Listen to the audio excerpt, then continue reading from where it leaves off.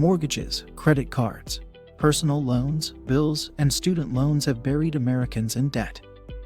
And the total amount owed is on the rise. According to Experian, the average American owes $92,727 in total debt in 2020, the highest amount on record in the United States. Who is the person with the most debt? Baby boomers and millennials owe the most money, with Generation X owing the most money at $140,643. Mortgages, student loans, credit cards, and other forms of personal debt are included in this category. If you're reading this, there's a good chance you've got some debt on your record. And if you're drowning in debt, the only way out is to change your debt habits and begin digging your way out, one step at a time. Here are 8 ways to relieve yourself of your debt burden. Having a lot of debt can put a strain on your health. According to a Capital One study from 2020, more than half of Americans are concerned about paying their bills and saving for the future. And financial stress can make it difficult to save, budget, or even write a shopping list to help you stay on track at the store. Getting out of debt can improve both your mental and physical health. Increased financial confidence, morale, and opportunities to save for the future may result from having more income freed up from debt. When it comes to dealing with debt, financial experts frequently recommend 2 approaches. The avalanche and snowball methods are 2 different types of methods. Both plans may assist you in concentrating your debt reduction efforts. Paying off your loans or credit cards with the highest interest rates first is known as an avalanche approach. You throw all of your money at them while only paying the minimum on all of your other debts. The snowball method requires you to start with the smallest amount of debt, pay it off, and then move on to the next loan. 1. Taking a stand in front of the music. If you've been trying to make bills disappear by throwing them away unopened, the first step is to accept responsibility for your actions. Clear your kitchen table and gather all of your loan statements, bills, and budget, basically anything related to your finances that you can think of. Start putting things together. Your base payments will be your loan, credit card payments, as well as bills for necessities. If these already outweigh your net income, you'll either have to drastically alter your lifestyle or declare bankruptcy. Alternatively, depending on your location, you may be able to take additional steps. First and foremost, you must devise a strategy. 2. The repayment pilgrimage. Debts aren't all created equal. You'll need to create a debt hierarchy and a strategy for attacking your debts as part of your plan. Experts recommend focusing on high-interest debt first, then non-deductible, low-interest debt, and finally tax-deductible debt. When it comes to high-interest debt, it's time to get rid of it. Keep only 1 credit card on you for emergencies, and get rid of the rest. Ideally, you should try to put money aside for an emergency, and keep all of your credit cards locked away. It's time to go on a cash-only diet to help you stick to your budget. 3. Obtain the damage assessment report. The next step is to review your credit report for inaccuracies, or patterns of bad behavior, and to check your credit rating.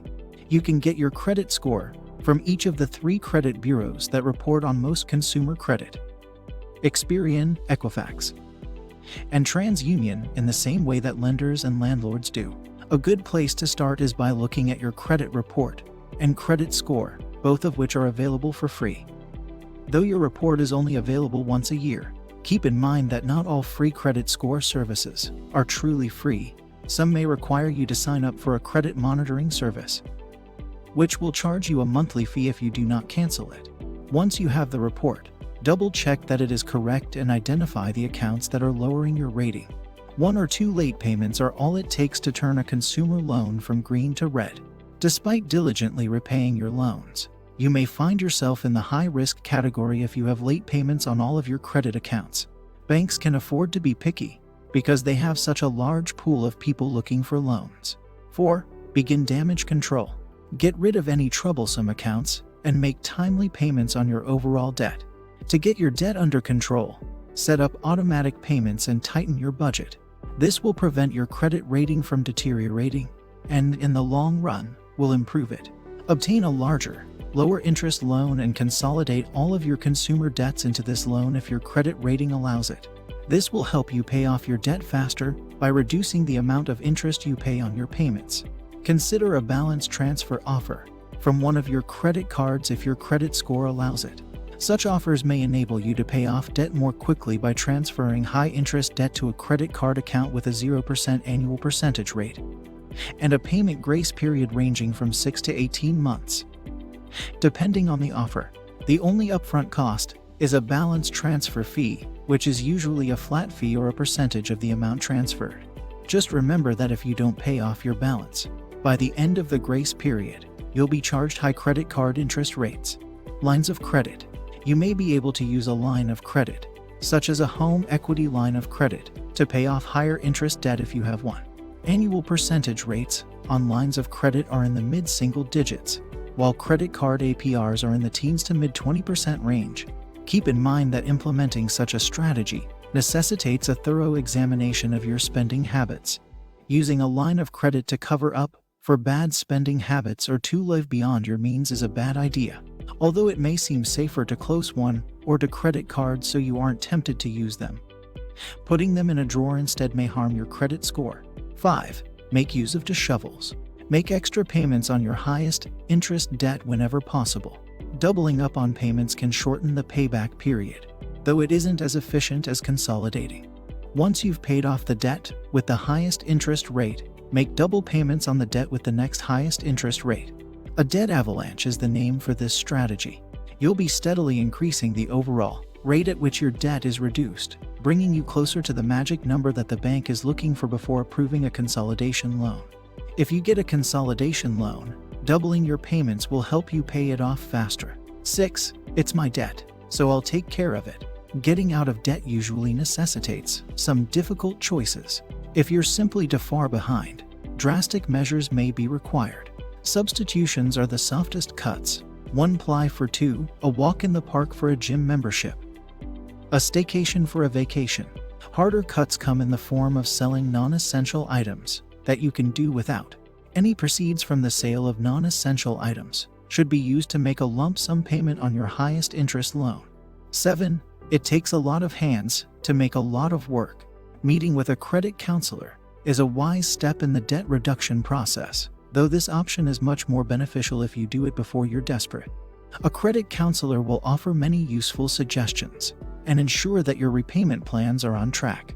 They might also be able to assist you when you meet with your creditors, lending professional weight to any negotiations you do. However, credit specialists who charge high fees while churning through a large volume of clients should be avoided. 8. Renegotiate the terms of agreement. It's time to sit down with your creditors.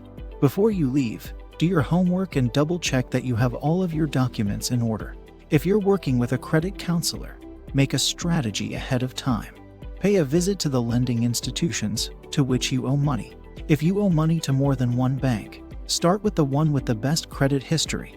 Make an appointment and bring your damage report, new cash-based budget, and a humble smile. Explain the steps you've already taken to avoid defaulting on your debts, and ask to have your debt with that institution renegotiated.